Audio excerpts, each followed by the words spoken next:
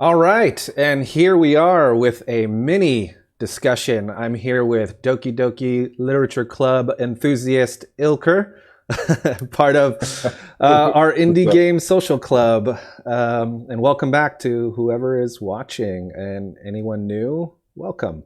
Thank you for joining us. Yeah, normally we are a monthly game discussion group. We usually pick a game and we discuss it, and then this month was a little bit different because we have so much fun with this like scary horror theme that we were just gonna see how many scary, spooky games we can play in this month. And Ilker has been recommending this game for so long that I figure I'd finally like get down, buckle down, and play through it. And by God, I'm so glad I did. And I can't believe I waited so long to like finish it because it was. I mean, spoiler alert! I had a great time playing this game. And I can't wait to talk about it. Before we get into it, we're playing this kind of fast and loose. Let's give ourselves a little introduction. I am Brian, your stream master and literature club member number 6. And with me, I have Ilker, I'm a literature club enthusiast as well, and member of the Indie Game Social Club. Great. It's a quick introduction. Yeah, works for me. We'll iron out the wrinkles eventually. I mean, let's not hop into it right away. But how you been, man? Good. I had a cozy Swedish autumn or fall weekend. It's been raining all weekend actually, and I've been just chilling, playing games and cooking and doing some fika, if you know. Yeah, if you know what that is. I miss you lived in Sweden. Yeah, I lived in Sweden for about 4 or 5 months. That's how I met Simon and other co-founder of Indie Game Social Club. And fika is something that I really miss. Fika, for those who don't know, is kind of, I guess, it's the coffee equivalent of tea time for Sweden. So yeah, basically, it's an excuse to stop everything you're doing and just have coffee. Yep, and I come from a long line of fika enthusiasts. Yeah. My entire family loves that, and we drop everything to have some coffee and wonderful some pastries. So you are of Turkish descent, right? Full Turkish descent? Exactly. Yeah. And when did Go ahead. Actually, my mom is Albanian from Kosovo. Oh wow. Well, she's born and raised in Turkey. Her parents, my grandparents, they moved to Turkey from Kosovo, but this is really long back in history. And yeah, she's basically from the west coast of Turkey, and my dad is from the east, and they met here in Sweden. And nice. Then I came along. Well, so I bring that up partially because I'm personally curious. I actually only met Ilker through Indie Game Social Club, and we've become good friends since. We go way back to January, maybe, or whenever our first discussion was. Later Alligator, I think it was. I think we were going to have it in January, and I really wanted to participate, and I asked you guys to just postpone it for a couple of weeks because I was in Japan at the moment. All right, yeah. And yeah, cool. I'm happy you guys waited for me. Yeah, so I brought that up partially because I was curious about just learning more about you, but also I picked up a new indie game this week that is Turkish related, and I don't know if you've heard about it, but it is called Uruz: Return of the Kishi, of the Kishi. Have you heard of that game? No, this is the first time. It is fascinating to me, and I only learned about it maybe about 2 weeks ago, and it finally came up on sale this week on Steam, I believe.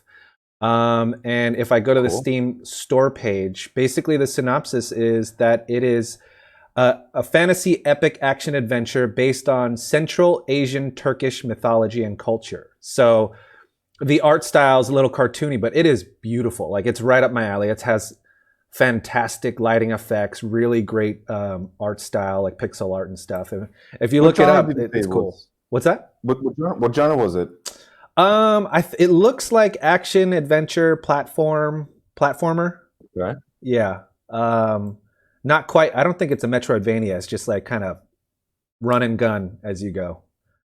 Check it out. But yeah, it's really neat. It's so far it's got positive reviews. The art style is unique because you see so much like the Asian style, like what do you see that neo punk like dystopian style. You see a lot of like Gothic style, but I can't think of one game that's kind of like Turkish, let alone Central Asian Turkish, right? That's pretty wild. Yeah, nothing comes up to my mind either. So yeah, cool. I have to check it out. I've been playing Crusader Kings 3 this week. I got it on Tuesday, and man, I put so many hours into that. And talking about Turkey, I started a country in the county of Chios, which is an island just across my the village my mom comes from. Oh, no way! That's so cool. So well, it's nice to be the king of Chios. Yeah. So tell me about Crusader Kings 3. I've only heard of 3. I've never heard of the first 2, and I don't know what they're about, to be honest. Okay, so it's this is the first time I play Crusader Kings as well. I'm new to the series. My younger brother plays it a lot. Mm-hmm. And I would describe it as like real-time strategy, like grand strategy game. Oh, okay. And it's basically like Game of Thrones. Like you can okay, cool. Do a lot in that game. Like you decide how what type of lifestyle you want your king to be, and then you just like whatever you want. You can murder people. You can marry people for allegiances or for genetic purposes. You can see like the genetic traits, and you just try to.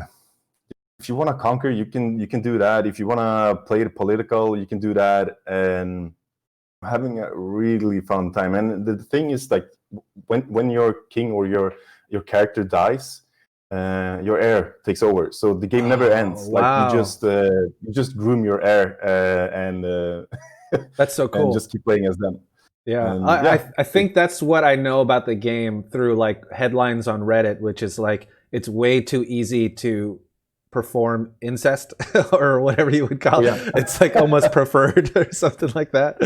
That's pretty hilarious. It's so easy. You can do that, yeah. Nice, that's cool. How's that? Is there like a curated story? You can play. I think you can play a story mode. I jumped right onto the sandbox part of the game. Oh, okay. And you just get a map of the entire Europe and Asia, man, and North Africa as well. There's so many countries. Like it actually is like because it's based on historical, based on history and the countries that existed about that time. I think it's played in 840 after Christus, after Christ. Wow. It's a great lesson to see, like when you get that overview, the first overview, and like it is overwhelming to see that many countries, and like shit, like all these countries existed at the same time, like all these cultures. Yeah. And you can organize the map so you see which culture is where on the map. Like you'll get different colors for each region. You can see different religions on the map as well. Yeah. And it gives you like an idea of like world is today, like with different conflicts between like ancient tribes, basically. You know what's interesting to me? I always like to learn because you learn about ancient Egypt, you learn about ancient Rome, and like they're a long time ago. But like I don't have a good sense of like how they overlapped or what was going on in Egypt while Rome was going through this, and what was happening in Great Britain while all this stuff was happening. And like one of the things that kind of clicked for me was like I read this random fact that while Egypt was at its peak, or while Cleopatra was roaming the earth, like there were still woolly mammoths around, which is like pretty wild. Like that's such a cool thought, right? Like we don't like what else was going on that was like really interesting that we don't really think of them going on at the same time, right? Exactly. Yeah. It's pretty neat. What else I'm really enjoying my time with that game. What else are you playing? I actually downloaded Mario 35 today. If you haven't tried it on Switch, you should get it. It's free if you have the Nintendo Online Pass, I think it's called.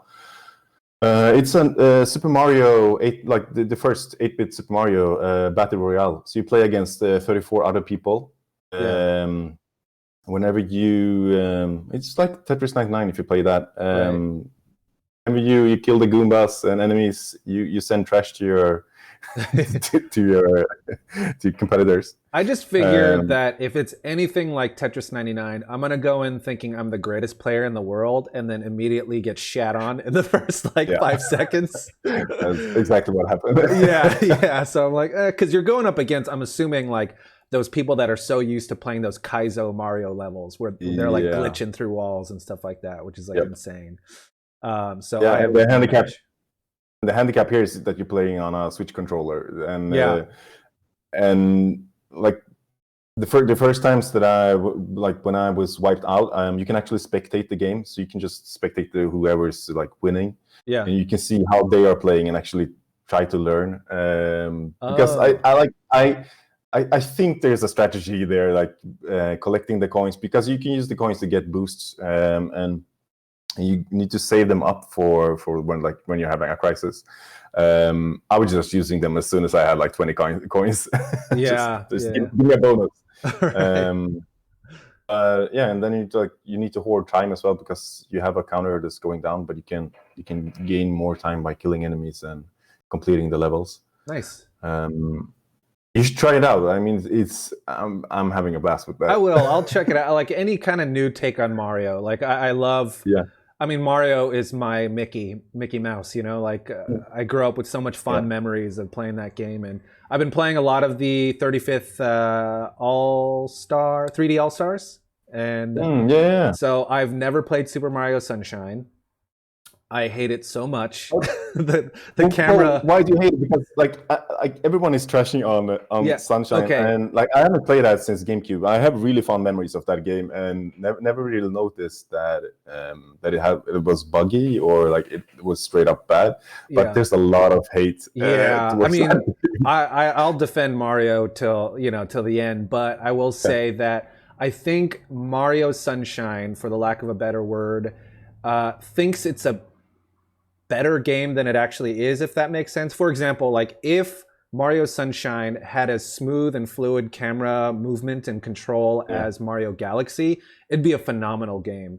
But there's certain points, like there are those platform only levels where you don't get the flood system, the squirt gun, where some of them, I swear to you, it relies on the fact that the camera is bad. Right. So like there are blind jumps that are really hard to see. There are like the way you have to manipulate the camera isn't as smooth because there's cubes that kind of rotate a certain way. You don't know if it's a steep drop off or it's just really hard to judge. And so that I'm like, for some reason, I feel like Mario 64 felt more precise than Mario Sunshine. And I know that it's a different game, but it's still like I came in with such an expectation, like, oh, if it's Mario 64, like the sequel, it should at least feel as tight. And it just didn't feel as tight to me. I mean, I think the story is fun.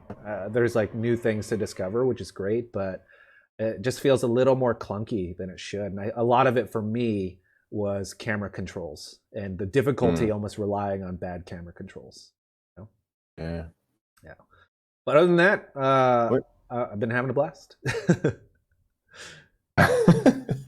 But so you played all of them, or are you committing to any one of those? I'm trying to finish Sunshine and then Galaxy, because I picked up Galaxy back in the day when it was on Wii, but never finished it, just because that was right around the time where I was like really into like school and trying to date girls and stuff like that. Galaxy is the game that I haven't played either. Like I haven't played neither of them, the first and the second one.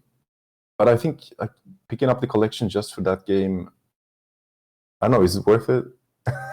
Yeah, I mean, or I should think I so. just wait? Maybe they release it separately. Oh yeah, after March or whatever, when they take it out the store, maybe, I don't know, but what is it, $30 or I don't know, something like that. I know it's a fair price for getting a widescreen version. 60. Yeah. Yeah, Is it a full price game? I don't know. I, Yeah, I think it's you full. might be Yeah. right. Yeah. But I mean, for if you like Sunshine, it's worth it alone just for Mm. getting a widescreen Sunshine and an up-res Galaxy. And Galaxy looks amazing. It looks beautiful. Yeah. Yeah. It also shows The thing that is, I like it don't was know if I made. want to play Sunshine. Oh, Mm, but yeah. If you want to preserve those beautiful memories, don't.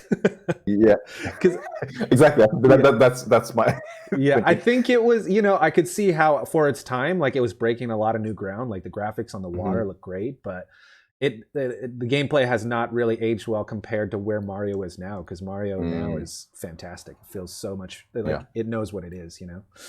Um, Definitely. with that said, the other game that I was playing this week is Doki Doki Literature Club. Shall we get Yeah. into it? Sure, let's do it. I've Great. been waiting for 3 years to talk to someone about Yeah, this game. so Ilkor is the one that just kind of mentioned in passing at first, and then I kind of queued it up because I think at the time it was free. It was a free Mm. game, I believe, and so I picked it up for Yucks, and it's been in my Steam library like most games, and I didn't pick it up until Horror Month on Indie Game Social Club. So Wikipedia says that Doki Doki Literature Club is a 2017 American freeware visual novel developed by Team Salvato for Windows, Mac, and Linux. Oh, Linux! Shout out to my Linux brothers.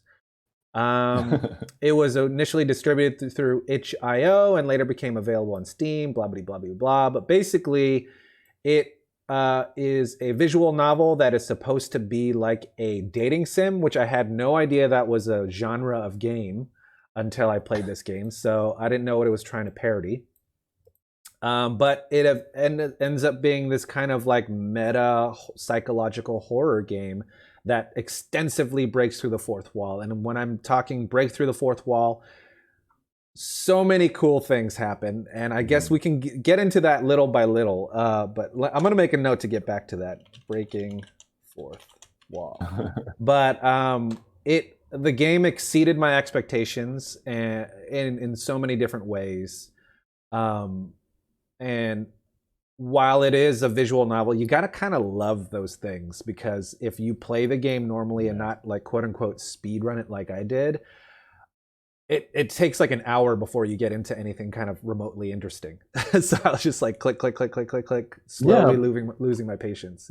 but that is also like I think like that the game needs that hour to I mean, because like the first thing that happens when you start the game is you get a disclaimer that it's not for children and it's not for easily disturbed.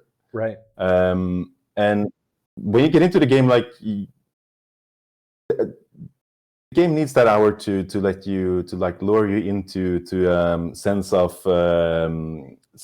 safety and to drop your guard because like That's true. that you're going to a horror game, but for the first hour there's no horror at all. You're just getting to know the characters and you're playing Yeah.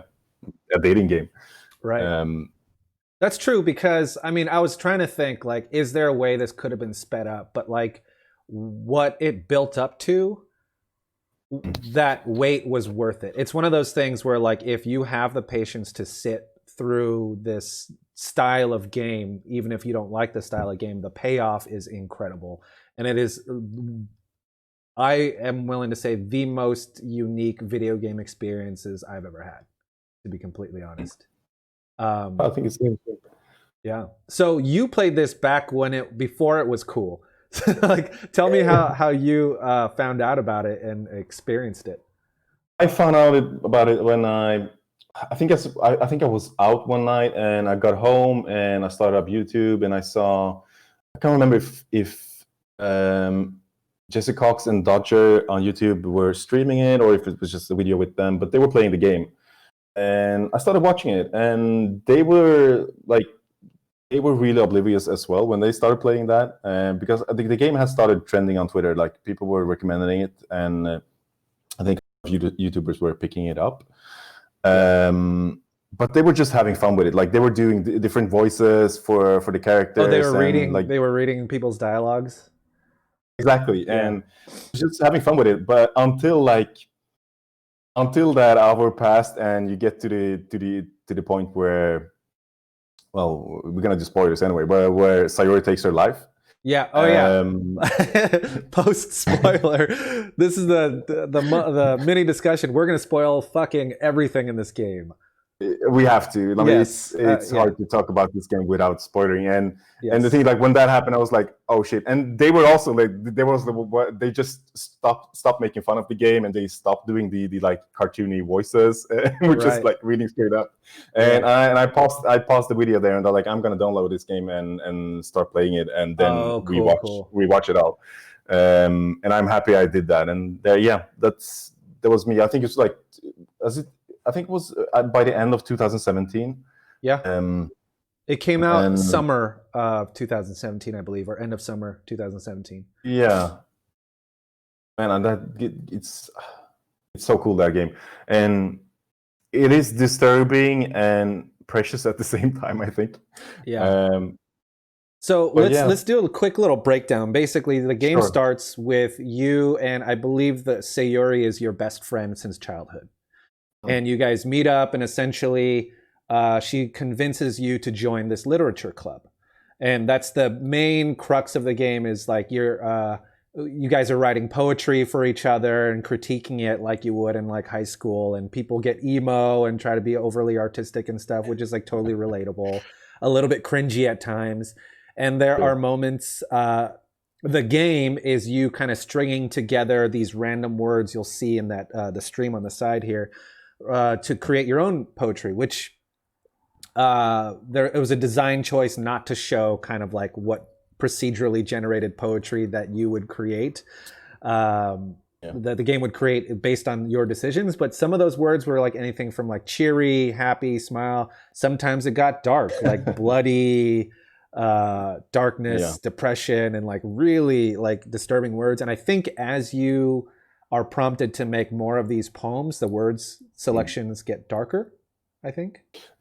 The thing about it is still trying to convince you that it is a dating game, and you are like, the goal of the game is to find a relationship with one of the girls, and you do that by like, you're trying to impress them with choosing the right words and writing a poem that will speak to them.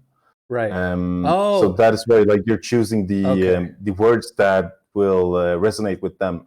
I think, like, I don't know if you noticed that. I think you noticed like pretty late on that they were like jumping in the left corner when you were choosing the words that were connected to them. So yeah, that is like the mini game. And I think that is only like the only gameplay-ish thing you do in that game, because the rest of the game is basically a lie to it's like, you're never in control at all of that game, which is, I also think, is really fascinating with that game. But like, because, sorry if I'm jumping ahead here, but no, please.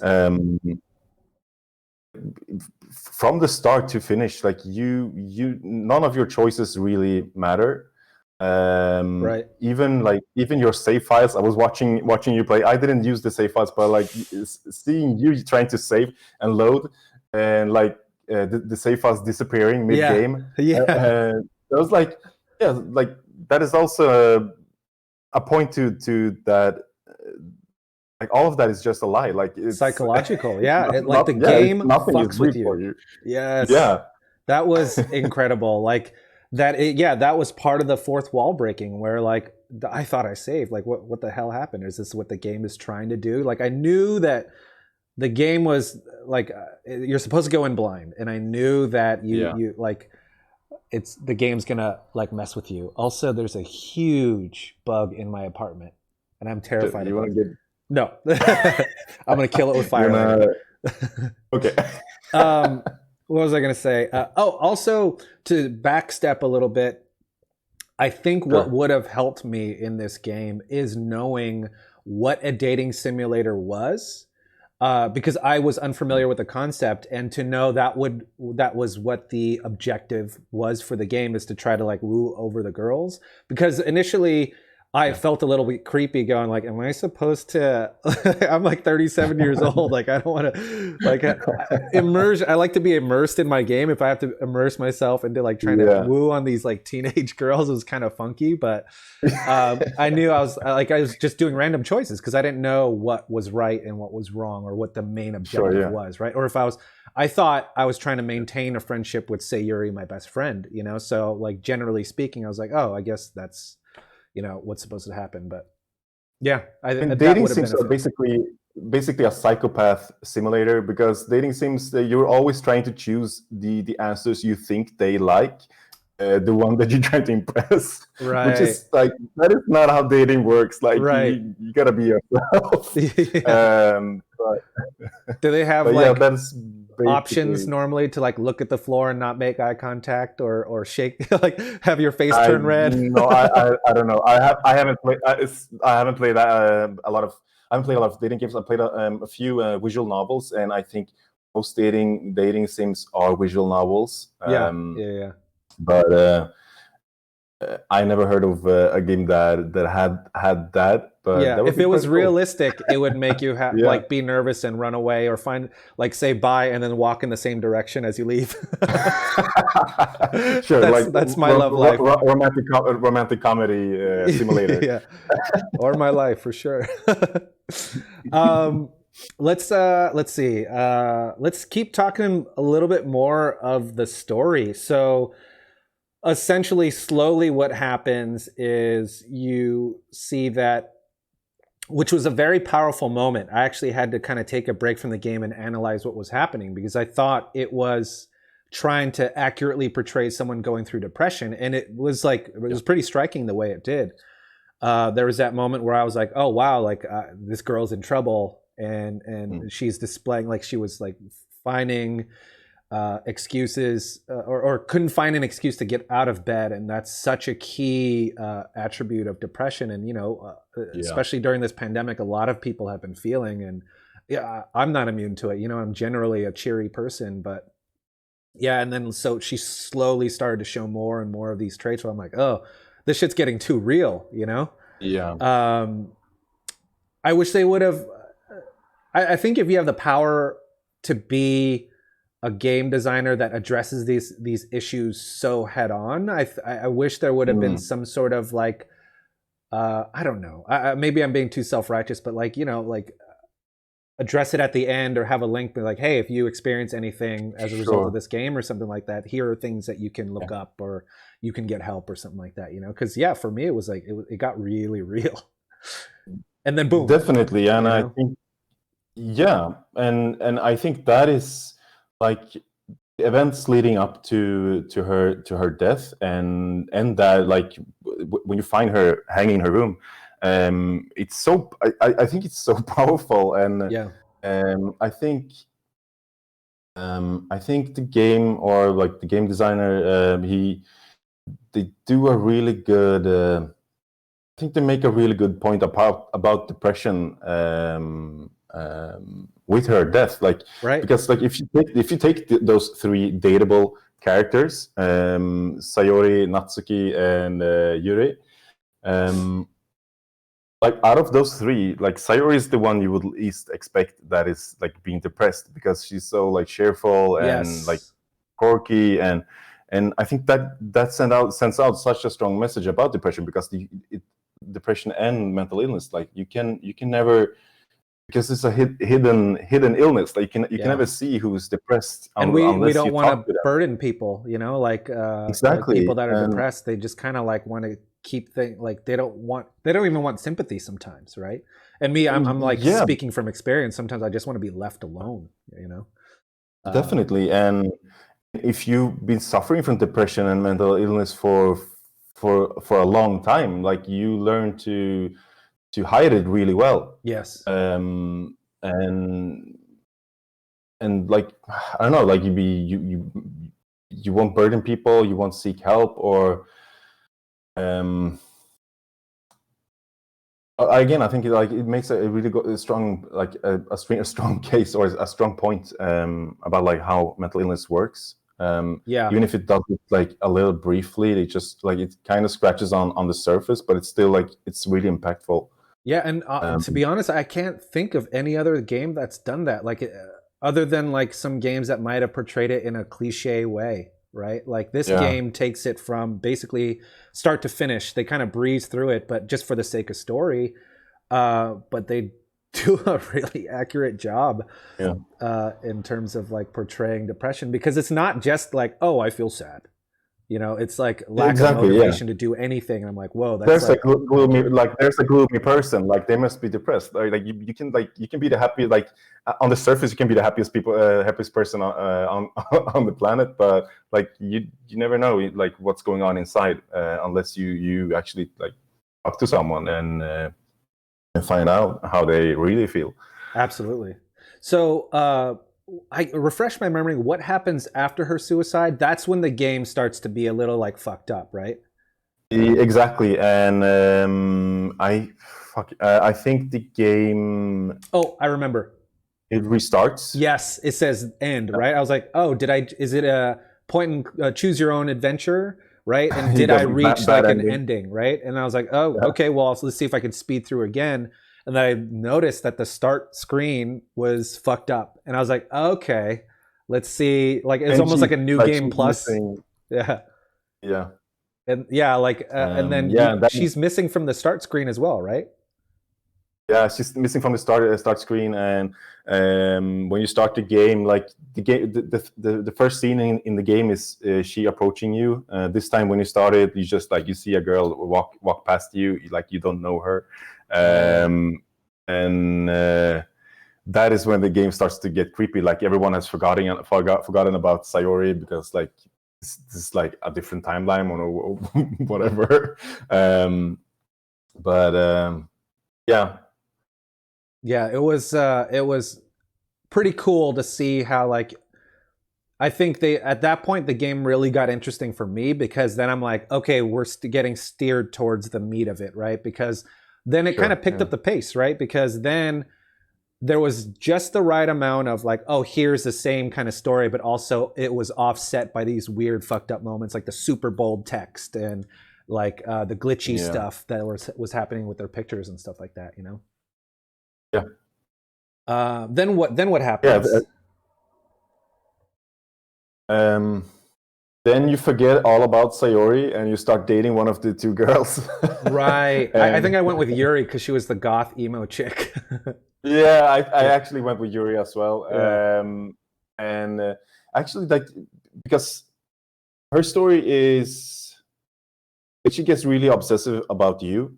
I actually tried going back to the game and play the Natsuki route of the game, and the ending is basically the same. Or it is straight up the same ending you get either way you go. You just get to know girls depending on like which one you choose. Right. And if you choose Natsuki, you realize that. You uncover that she's being abused by her father, and that is super dark. Whoa! So yeah, they kind of cover the base, right, between depression and self-harm and abuse. Wow, I didn't know that. Yeah, you should like. There's a reason to go back and play that, and just like that part. But yeah, it gets really dark with Natsuki as well. And like she has these anger management issues, and most of it is coming from her parents or her father. Yeah. Wow. That's what this game has layers to it. That's for sure. And what it like? How could you possibly follow this up? Like, because the first one had the benefit of being a game that no one has experienced before, right? And like it's kind of like M. Night Shyamalan when The Sixth Sense first came out. Like every game after or every movie after that, people were going, "Oh, what's the twist? I can see the twist coming," right? Like, so it's got to be its own thing, and or if there is a follow up game, it can't be the same type of game, if anything, right? No. Yeah, there's a few theories going around about like a second game and what it would be, and if it probably maybe would feature the same characters but in a different universe, a different type of game. But we'll talk about that a little bit later, about all the conspiracy theories going around. So yeah, let's keep going on with the story. So after that, essentially, you go through these things, and it turns out that Monica, is that her name? Monica? Yeah, she Monica has been going behind the scenes because she was falling in love with you, I believe, and she wanted you all to herself. So basically, like the game, since it is supposed to be a dating game, all these girls are programmed like automatons and automatons. Yeah. And basically, Monica is like a character in this game that has grown sentient. Basically, yes. Like she knows she is in a game, and she's tired of not being picked because she's not a dateable character in the game. And she's trying to manipulate the girls and the game. And then so she goes, like the story is, she physically goes into the code of the game and cranks up their emotions so that they become emotionally unstable. Therefore, like Sayuri would normally have a little bit of depression, but she cranked it up so that she would kill herself. Same with all the other characters. And that was like such a cool reveal to me. We're all like, whoa, like this game is getting pretty meta right now, right? It is. And again, like, I think that is like another example of depression. Like, it takes these normal human beings and like cranks up like their feelings to 100. Right. These big swings, like nothing in the middle, just polar ends, right?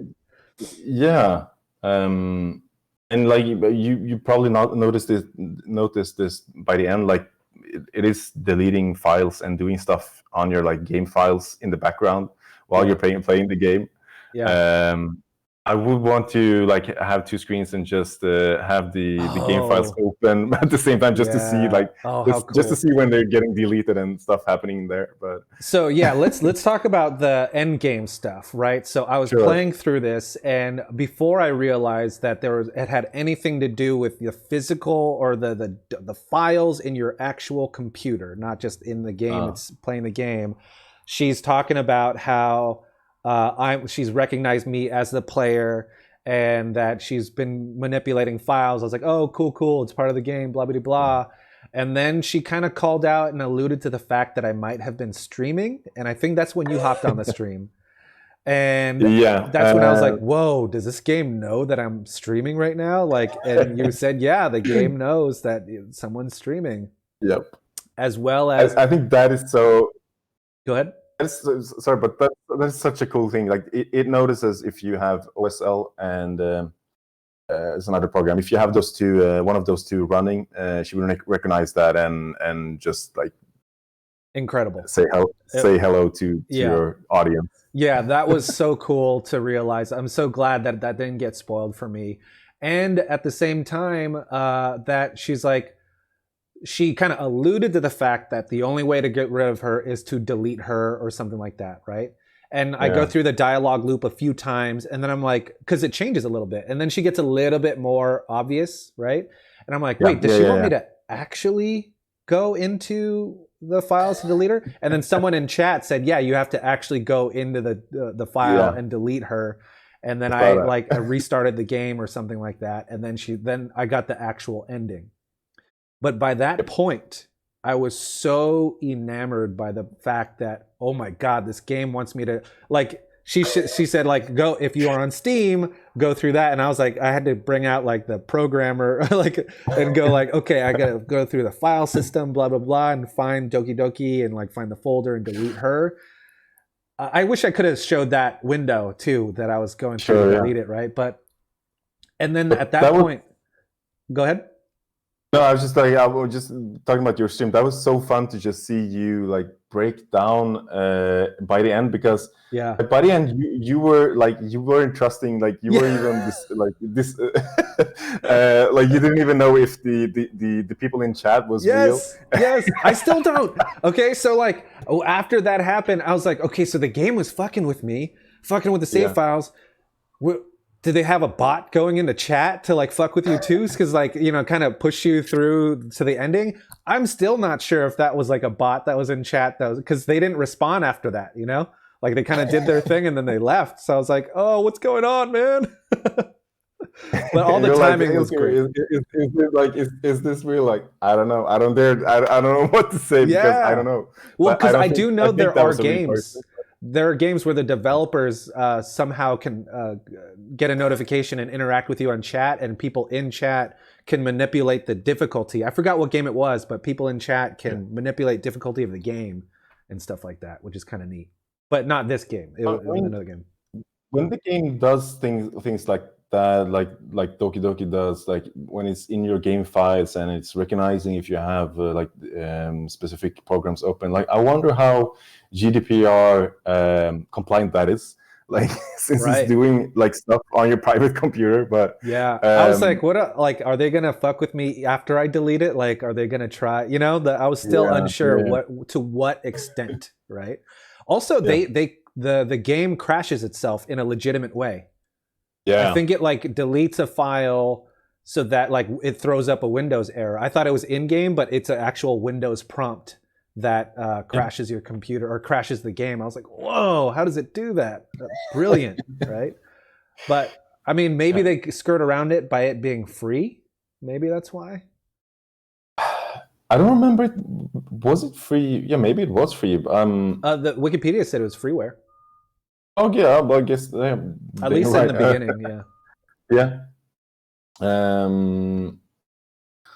maybe I mean the game had such a huge success and like it got such a huge following afterwards as well. And I was looking at Team Savaro's Twitter page the other day, and like they had this charity stream going on for their like second or third anniversary of the game that seemed to have gone really well as well. Yeah. So yeah, I mean, I think having the game for free is the only way you're gonna get people to play it, because I don't think they did any type of branding for this game. Like there was no, like they wanted people to just stumble upon this game unsuspectedly. Yeah. So I think like going free is probably the only way to do that. So I will say that I think I mentioned it on a stream that it is kind of a shame that it came out in 2017, because I wish it would have come out in like mid 2000s or like early 2000s, where it was like a game that you would pass around on a USB stick being like, hey, like check this game out, you know, like this, or a game that you would find on a forum and like it gets passed around by word of mouth that way, because it would kind of add to the mystique of it, right?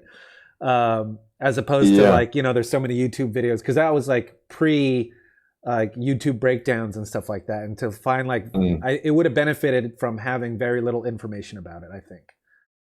Yeah, I mean, sure. Like that would probably be a really cool experience to have that game like 10 years ago, or like even before that. Yeah. Incredible. Such a good experience, you know. So what did you think of the visual style, and did it help, or do you think it would have benefited from being told a different way? No, I mean it again, like it's trying to sell you that it's a dating simulator, and it definitely looks like one, like all these Japanese visual novels, and the art style, I dig it. Like I think it's it just looks like any other visual novel, basically. So it kind of blends in perfectly to that type of game. Yeah, I don't know if you when we played the later Alligator, there's a mini game when you also go into a dating sim. I think I vaguely remember something like that. Yeah. But the graphic changes as well, and it gets all this colorful, and you still get this like manga anime character, and I mean it looks what it's trying to impose as. Yeah. I mean, it's okay, Ilker. You can say that you're a dating sim enthusiast, dating sim expert of Indie Game Social Club. Sure. Yeah, I mean, I think I was trying to think like, oh, like, could this have been done? Like, could you make a movie out of this? Not really, no, because it doesn't like a Uh, movie can't break the fourth wall like that, right? Like to have you exactly. like freak out about your computer files and like freak out about your Yeah. save files in the game. There's like it can't even be done on console or handheld or even like mobile, really. Like at least not on I think iOS.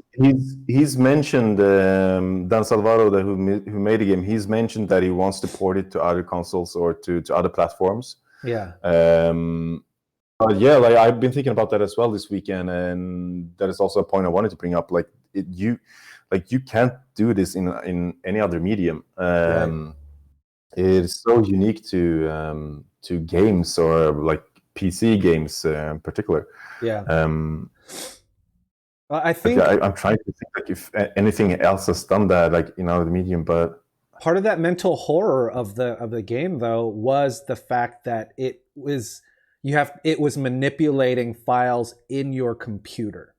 And that yeah, was what the brilliant part of it was, right? Like, oh my god, yeah, like it's kind of like you feel violated a little bit when you yeah, have to go into your computer like that and when it crashes itself. And I don't know if you can yeah. do that on Xbox. Like how would you do that to the same degree? Because I'm like, well, Xbox is Xbox, but my computer is my computer, right? Like personally, I built my own computer and like it's kind of close to my personal files and stuff like that. So the fact that the game Yeah. forces you to go into your file system is pretty groundbreaking, right? Yep. It was pretty cool. So you've played through this several times. Was it worth it? Two times, yeah. And I watch people play it as well. Like I watch you, and then I watch a couple of YouTubers as well. Yeah, Um, yeah. but Uh, just sure, go ahead. no, I was just gonna say, well, like, was it worth playing a second time? And what do you get from watching it another time? Well, what I get from watching it is just like see other people experiencing it. Like, it's like with everything. Like if you find a really good song and you want to play it for someone else and you want to see if they enjoy it as well. Very cool.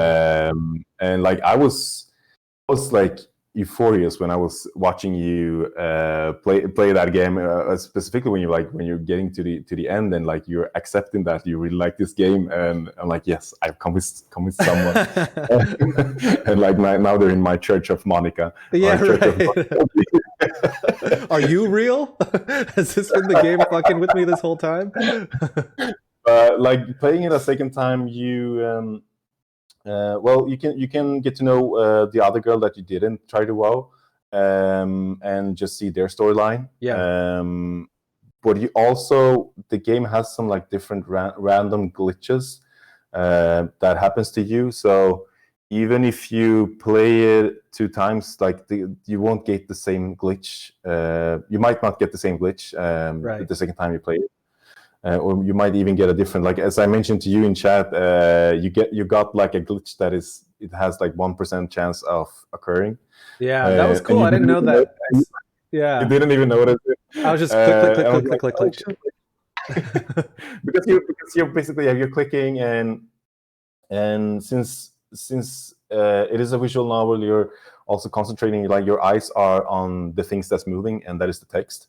Right. But like there's thing going on in the background as well. Like, after Sayori's death, there's a scene in, I think it's called it's just basically called Act 2. But when you're talking to the girls and just reading each other's poems, you can actually, if you look in the background, you can see a picture of Sayori hanging in her room, like the picture that from her death scene. Wow. Is a poster on the wall. What? Like you like, I didn't even notice it when I played it. You didn't notice it, but like it is there, and that is so creepy. And Yeah. it's also a scene where I think it's by like the Act 3. You're in the classroom alone with Yuri, and the lights go out, or I think she turns off the light. She gets really close to you, and Yes. she's just like looking like really intensely to you, and just like breathing. And I'm a paranoid, but I think you can see Monica's shadow behind the door if you look closely. No way. That's also super That's creepy. Like wild. But yeah, man, like that. Those are the things that like you can look for when you play it a second time. But yeah, the surprises are gonna probably it's not gonna be there. But you can still play it one more time. But maybe other than that, I mean, the game is a one-hit wonder for me. Yeah. Well, I You mean, get it. with that said, we every time we have these discussions, I like to bring up who is this game for, because I still can't really think about who this game is for, right? Other than people that have played visual novels or dating sims before, right? But I think it's limiting to say that, right? Sure. Yeah, I mean, I guess it's for those people mainly. Like, firstly, because when it was listed on Steam, it was under visual novels and horror games, and like if you're looking through that category, like you're obviously interested in playing a visual novel or a horror game. Right. But other than that, like I don't know. Like I know it's not for children. It's not for people that's easily disturbed. Yeah, it's one of the few games that tells you not to play it, right? Like under certain you can actually conditions. you can actually get a glitch where it says for people that is easily not for the people that is easily dismembered. Oh shit, that's awesome.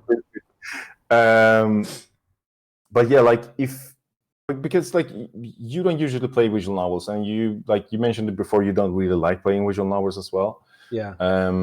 But like seeing that you still enjoyed the game once you pushed through the initial like visual novel stuff. Yeah. I don't know, like you were reading pretty fast. Did you get involved with the story after like the game took its first twist? Yeah. I mean, I was still skimming it, and so I was getting the plot as I was getting along. And like in the first act, it was just all about like going through the motions and kind of like building this relationship and stuff like that. But yeah, I was going through it fast, but I was still picking up on everything, and I was really engaged with the story as well, for sure. For me, I think watching it and seeing who this could possibly be for, like, yeah, the visual novel enthusiast, but God, I wish like. But again, this is kind of an indie game thing, right? Which is like take your idea and commit to it 100%, no matter whether it's a good thing or a bad thing, right? And I wish more people can experience this, but I know that the average person, even me included, wouldn't really have the patience to sit through a visual novel, because typically I like to punch things. Like I want to punch my way through things, you know. But you want instant satisfaction or like instant reward. I mean, also it's the wealth of games we have right now, which I'm like, you know, I want to get to the thing that grabs me faster, you know, and sooner. Definitely. And like again, like it took me 3 years to get someone else to play this game. It's really hard to like recommend this game as well without spoiling it, because like it's you're just like, you know, you just need to play it. Like you can't say anything about the game because you want them to go into the game unsuspectedly. Right. But that's the thing though, like you can't convince the average person necessarily without saying, yo, you got to delete some files in your computer to finish the game because this game wants to get you, right? Like that's the biggest selling point for me. But yeah, it's kind of a hard sell. But again, with people, so many people saying, don't spoil it, just play it. It's like, also, I mean, if you can say that this game can be finished in 3 hours, that helps too, you know? Yeah, sure. But I think the average actual playthrough is like 4 to 6 hours, right? Yeah. Yeah, but I mean, I think, did you play it in, how long did it take you? I played it in just under 3 hours. So it was like 2 hours and 50 minutes or something like that, you know? Oh, yeah. But that, I guess you can call it a speed run because I was click. Yeah, I mean, you were speeding through the text as well. Yeah. Yeah, for sure. Did you look anything up afterwards, like about the all the Easter eggs in the game files? Not yet, no. But I've been meaning to. I ended up watching a lot of the analysis videos and a lot of the ARG stuff, I guess you can call it. But like, if you go to the website and go into their merchandise page, there are Easter eggs there. in the artwork that are not in the game that allude to like experiments being done with someone that's could be Yuri, or like the bad guy isn't actually Monica, and all that kind of stuff. There's a lot of like, I'm sure you dug Yeah, into that more than I did. What did you learn from that? that's a rabbit hole. Like that's a deep rabbit hole you can go into. And I joined the Doki Doki Literature Club Reddit forum as well. And but nowadays it's mostly just like fan art. But like there was a lot of theories going around, and it was really cool to see people like discover what was going on under that game and all these Easter eggs. And like you can, well, you mentioned it. Like you can find codes in the game files, and if you decode it, like you have to use you have to go on like online and find a decoder to decode the code. Oh, like And once hex you do code that, or like whatever. Yeah. yeah, and once you do that, it's a new poem, or it's like a message from someone, or it's a picture. And if you take that picture and invert it, it will look like something else. And Yeah. there's so much going on. And like as you mentioned, like there's this like this hidden story about a experiment facility, basically. And the entire project is called like Project Libitina. And Bettina, it could be a nod to a Russian writer that wrote about something similar. But it could also be a nod to an ancient like Greek goddess. And like everything is like it is connected. And there's a theory that Yuri is actually like she escaped from this facility where they're testing people with psychic abilities, and somehow she ended up in this game. Right. But like, these are still like tinfoil hat theories. There's nothing confirmed. And yeah, again, like there's this theory about like there being different universes where these characters exist, and where it's a different game. And Right. like, That's what I saw in the YouTube videos that I watched, which was that they have existed in other games, codes and stuff like that have been being transferred over. So it'd be interested, like Simon dropped in the Shovel Knight Dimensions game, which is like it travels between different indie games, and it would be awesome to see like kind of retroactively put these Doki Doki girls as different characters in other indie games as part of the lore. I think that'd be really cool. Sure, but I mean, but like talking about that, like they being in different other games or in different codes, like you're basically in the mind of the creator then, because obviously, like if like this is one guy that made a game, he's been probably thinking about these characters before he made this game, and maybe came up with other ideas to use these characters in, and like that's also like the theory, like you're just in the head of the creator, and obviously they're gonna be in different games until he actually finishes a game with them in. Right. I mean, with that said, though, like I mentioned, I think during the stream, which is I can't think of another game so meta other than Metal Gear Solid 1, where you had to, in order to make Psycho Mantis, I believe, not read your mind, you have to unplug the controller and plug it into port 2 so he can't read your mind.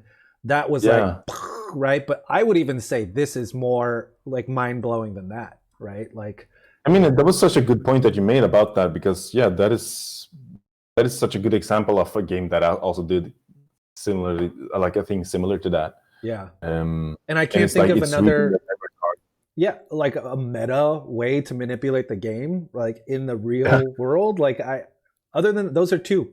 I don't have any other examples. I think you said Undertale might have something. I think Undertale, but I haven't played it as well. Maybe that should be our next game to experiment. Definitely on my list.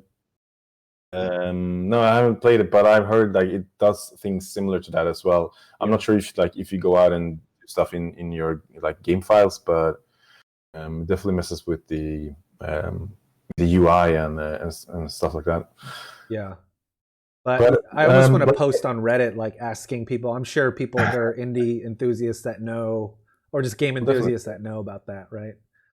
Yeah, but like any other good like any other good horror movie, there's always like like a moral of moral of the story, like what the real bad guy is. What would you say that the real bad guy in this game is? Ooh, that's a good question. I think the gamer for being a big pervert, possibly. I don't know. Well, maybe like so with like looking at it from the whole perspective, right?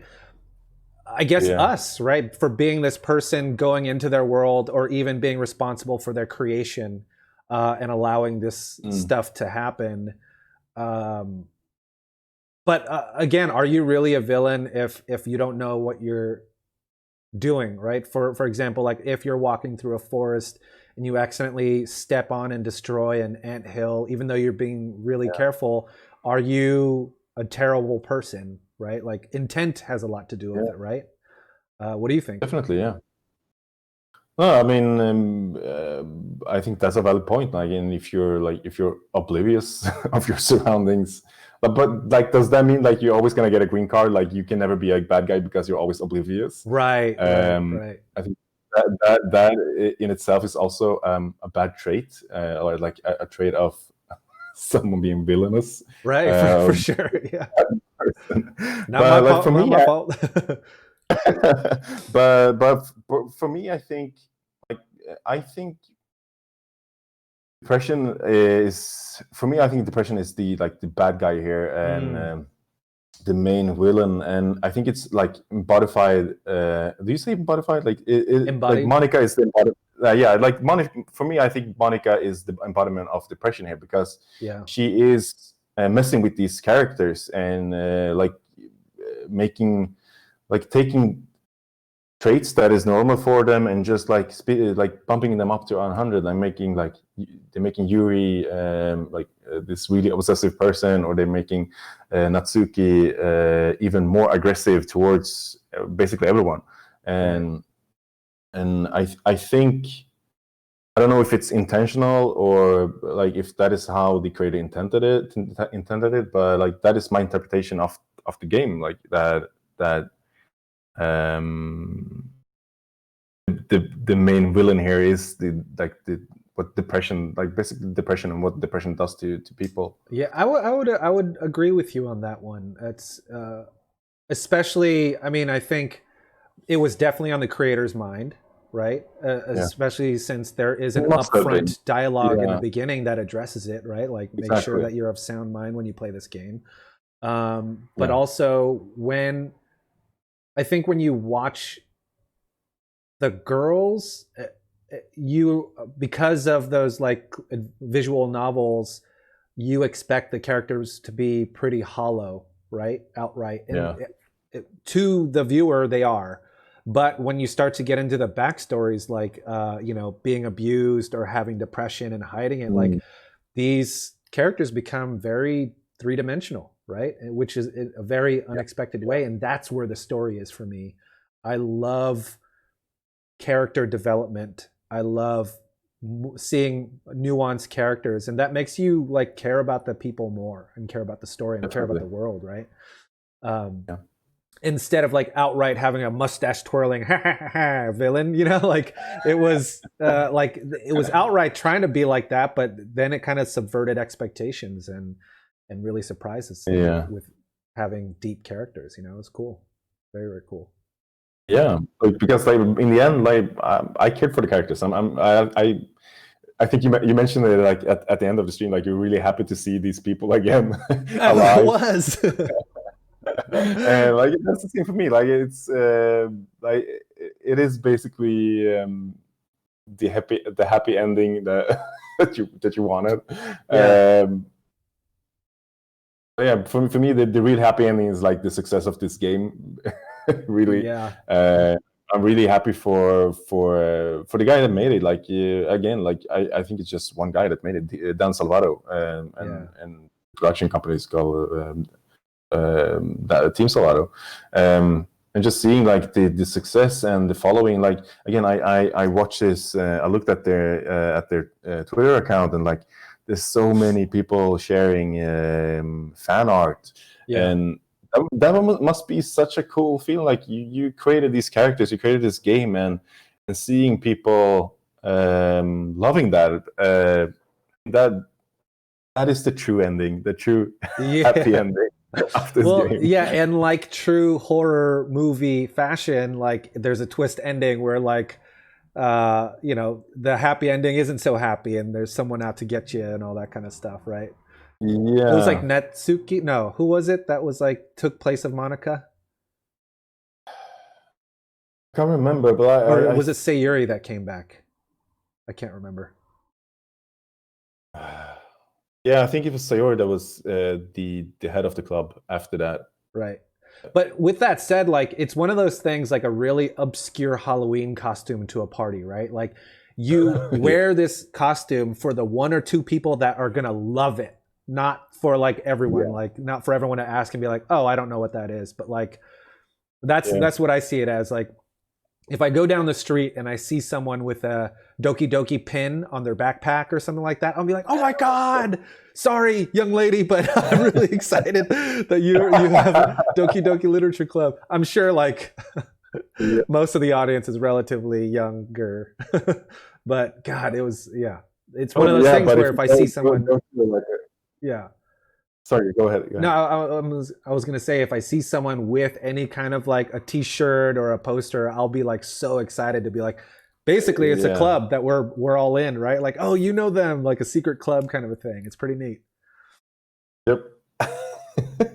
I went to must have been 2018. I was working briefly with Comic-Con Stockholm, and there was actually a girl there dressed as Monica, and that was awesome. Cool. That was awesome to see. That is very cool. Yeah, I mean, I love what else? There was something else I want to talk about this game, but sure, we can go back to it. How about what should be our rating system for this game? So essentially, just to give the audience a little backstory of like, we don't like to give 1 through 10 ratings because indie games seek out to do different things on their own, and what we like to do is like, what did this developer intend on doing, and was it successful in what it sought out to do? For example, if it sought out to be a dating sim horror game, how well did it execute on that promise? And we like to come up with its own arbitrary rating system. I'm almost inclined to say 1 through 20 slits on the wrist. Sure. I was thinking antidepressants. Oh, okay, that might be a little more tame. But what if you overdose on antidepressants? Okay, either way, let's go with antidepressants. Let's not talk about that. Okay. Okay. Slits on the wrist is more fun because they can be more mundane, not too deep, you know? Okay, 1 through 20, not so deep, slits on the wrist. 20, for sure. Like for me, that is one of my favorite games of all time. Like because again, it sets out to be a horror game. It sets out to disguise and fool you that it is a dating game. It kind of does that. Like if you go into that game, like you know that it is a horror game, and eventually it's gonna be a horror game, but it does such a good job at making you drop your guard until it actually becomes a horror game. And yeah, I think it's perfect. The only thing I would say is you said in the beginning, like since it touches upon depression so much, there should be something. A message there, and to anyone who's feeling depressed, or to anyone that knows anyone that is depressed or suffering from mental illness, to just like encourage people to talk to someone if you're feeling bad, or even if you're happy and like you have friends, just like make sure that they are happy as well, and talk to them. Like if like it's so easy to ask someone how are you doing, and they're gonna say, oh, I'm good and fine, but just like ask that again, like how are you actually feeling, like tell me the truth, or right, or just like try to have a deeper deeper understanding of how your friends are feeling, right? basically, Or just family. spend some quality time, and like that person will possibly open up to you. Like Sure, yeah, sometimes they just exactly. need a distraction, right? Yeah. I am inclined to say give this game 21 light slits on the wrist. I think it is an absolute masterpiece of an indie game and is the great embodiment of what indie games can be. I think Yeah. indie games are an expression of what the developer experiences in their personal life, and I'm I think it's safe to say that like the way they address depression in this game is almost too real, and there's no way that the developer themselves have not experienced depression in one way or another, whether it's through his or her personal friends or personal experiences. Like it was very faithfully and respectfully, to a certain degree, portrayed in this game, and it wasn't made light of, right?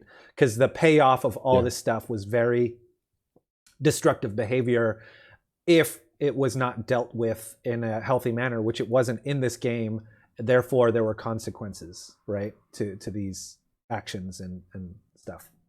I mean, for all the same points that you made, it sought out to be a dating sim. It was a fantastically executed dating sim with the same kind of artwork that you would experience, even like better artwork than I would think, right? Like they went above and beyond. The artwork is beautiful for what it was, right? The 2D characters emoted by just hopping around or changing like one frame to another frame very slightly. Still, yeah. It's still effective. Like, yeah. You can still like see kind of expressions, like you understand what they're trying to do with the body language. Yes, it does so much with very little, right? They've got a strong base and they kind of built on it, but like by showing just enough to get you the point, and like even when it ramps up the horror, it's still scary in that moment when Monica is just staring at you, and it's not even an animated scene. It's just the windows moving in the background, and she's just staring you. And I had a hard time making eye contact with that character on my computer screen. It was wild. The emotional roller coaster that I went through, the fact that it breaks the fourth wall, the fact that it added that little bit about knowing that I was streaming, the fact that I was unsure of, like, it mind fucked me in the most mind fuckable way a game could, to the point where I'm still not sure if that person in chat was real or not, like hell of a game. And I only wish that its only flaw, which is not a real flaw at all, is I wish that more people could be drawn to this game without being spoiled, right? Because if that bit at the end is spoiled, then it's not worth playing the game, because it's it's such a personal, visceral experience. Yeah. You don't want to tell people like, oh, it's not what it seems like, or like, because you still want them to be oblivious about that. Like, it's so hard to, like, it's easy to recommend, but it's really hard to give reasons why. But like, anyone jumping in or like starting to watch this now, just drop it and go download a game and start playing it, and then watch this video when it comes up. Oh God, it was so fun talking to you about this. It's so like, I think whoever watches this can tell how passionate we are about this game, and that contrasted with like the visuals. You're like, guys, come on, chill out. It's just like a point and click reading adventure, but no, it's so much more than that. It gets so real. It's cool. I'm so happy to have been talking about this game, because it feels like I had this weight on my chest, and now it's been lifted. Like now all I need to do is find someone to play. I don't know, like to talk about Final Fantasy VII Remake. Like how can I have friends that haven't touched that? That is so weirdly. Before we end this, Brian, last question. Yeah. Who's your best girl? Girl? I would have to say that I identified best with Yuri, because I have a morbid sense of humor, and she said some dark shit, and her poems were so weird and funky that I'm like, she's my girl. I identified with her the most. I really like Who? You say I Yuri? really liked her poems as well. No, yeah, I think I like Yuri a lot. I like all of the characters. My favorite is Sayori. She's precious and she needs to be protected at all cost. Yeah, right. Yeah, that was a great question because if you were to go through the dating sim route, yeah, in real life, for sure, that's more my vibe. Give me the weirdos. I like the weirdos, the nerds, you know? The ones with the dark sense of humor. In fact, have you heard? Oh, I talked to you about this. I have a Shudder subscription, my 1 month free Shudder subscription, and it is so great. It is the horror Netflix, and what is really cool that I love about it, not to change the subject too much, is that when you start up the app, they have Shudder TV, and it's just constantly playing horror movies, like one after the other. So it's like a TV channel. So you can like jump in halfway through a horror movie and then jump out whenever. And they have another. That is such a good thing to have. Like, Yeah. because sorry to interrupt you, but like that is such a good feature because every time I boot up Netflix and I want to watch a movie, it takes probably a half an hour before I decide on a movie. Yeah. If that can just be catered to me. Yeah. Sometimes you just want something in the background, right? Yeah, exactly. Yeah. Another one they have is because it's Halloween, they have something called the Ghoul Log, where it's a channel or one of the like options. When you switch it over, it just has a pumpkin burning with horror sounds in the background for like 10 hours. It's really cool. It's super simple and great. I can't wait for you guys to get in Sweden. I hope you guys get it. I hope we get it too. Yeah, as of now, it's not available, but yeah, I'm stuck with Netflix and a couple of other services. Boring. I actually watched a horror movie yesterday called what was it called? It was called the Little Stranger, maybe. Little Stranger. Is it a foreign or in English? It's it was English, like British horror movie. It's basically like Downton Abbey if it was take place in a haunted house. Oh no! The Brits aren't popular for horror, right? It's usually like foreign, like Asian horror, or like Spanish horrors on the rise, American horror and stuff. A lot of Spanish movies, yeah. Yeah. Before we sign off this particular stream, any horror game recommendations aside from this one paired with a horror movie? The thing is, like, I love the idea of horror games. I haven't played a lot of them. I played a lot of like the horror games like the Resident Evil and Silent Hill and games like that. But like I don't really have any recommendations for horror games because I rather take recommendations because I want to get into the horror game scene, but right. I don't really know where to start. I mean, Okie Dokie definitely is a good place to start, but I guess there are a few must plays. And we are doing a Little Nightmares, which I think is one of the gems that you have to play. Little Nightmares is our next monthly game discussion. Yep. Exactly. Yeah. I would say Oh yeah, go ahead. Finish. No, but other than that, I want to play the sweet 726. Yeah. I can't remember the number, but you know which game I've been talking about. That, and I want to play PT at some point, but like PT it's out of my grasp. I don't know how to play that. Yeah. So sweet, I think it's 776. I want to play that because it's based on PT. Apparently, mindfuck. You're in a haunted house.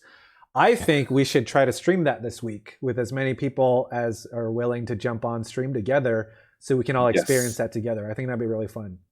Let's try to Let's do that. And then my horror recommendation would probably be Netflix's Haunting of Hill House, I think it's called. It's a TV series where they hide ghosts in almost every scene. So like it's worth watching several times. I've never finished it because I've been too scared to watch it by myself. But the sequel, Haunting of Something Something, is coming out this month, if not out already. But yeah, highly recommend it.